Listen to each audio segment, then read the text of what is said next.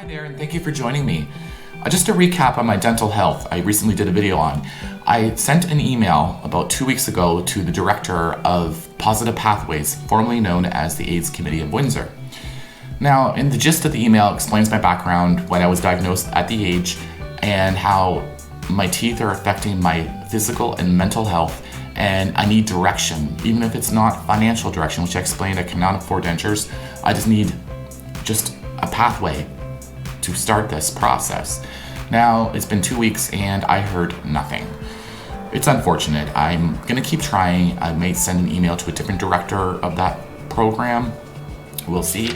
I also got a nice comment from a gentleman from the Netherlands saying that all HIV patients over there have access to dental care, including dentures. Now, just recently, I guess the political climate's changed and they pulled away that financial help, which is quite unfortunate. But this man got upper dentures, I believe. But I appreciate any comments from anybody and information about their own personal journey that they went through. So now on to the topic of HIV disclosure. Here we go.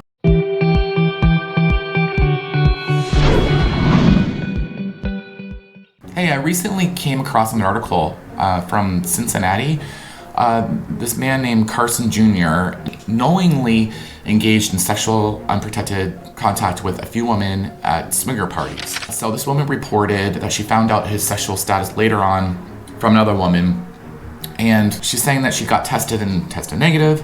Now my question is, was he undetectable? This whole article does not explain anything about being undetectable and what the risks are if you are. Because remember that slogan, you equals you, undetectable equals untransmittable, so you cannot give the virus to another. And someone being in a sex party or a swingers party, they should assume the risk. And if they're not going to use protection, it's kind of on them. I mean, now this guy's in jail. Now, morally, I think he should have told them and let them make their own decision on whether they want to use protection or not. That would be a fair thing.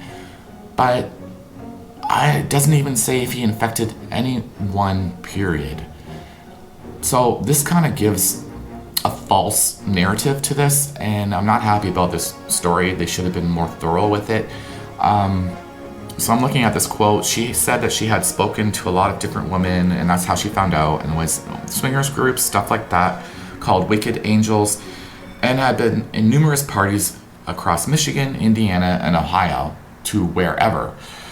So she was concerned about the safety of others, which I understand and I get it. If you're sexually promiscuous, I would strongly suggest you use PrEP. Now, the highest rate of HIV transmission is through anal sex.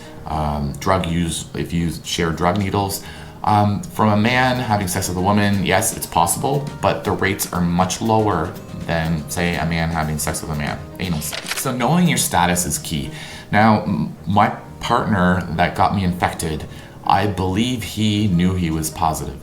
See, I live in Canada. It turned out that he lives in the United States. It's harder to track where he is. I know his first, last name, his address where I went to in Canada, but he doesn't live there, and I thought he did. So the health unit here reported all this information, and if other men come forward, they would send it to the police, contact me, and it's been like 7 years and nothing's happened.